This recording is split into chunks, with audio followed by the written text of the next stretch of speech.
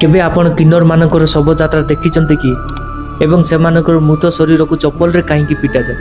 प्रकृतर किन्नर मानक पाखरे आध्यात्मिक शक्ति थाए जहाद्वारा सेमाने सेमानकर मृत्यु विषय रे पूर्वरु जानि पारନ୍ତି। जहा परे सेमाने घरु बाहरु जीवा बंद करे निज पई एवं अन्य किन्नर मानक पई भगवान को आगरे प्रार्थना करନ୍ତି जे सेमाने परवर्ती जन्म रे किन्नर न हुअन्तु।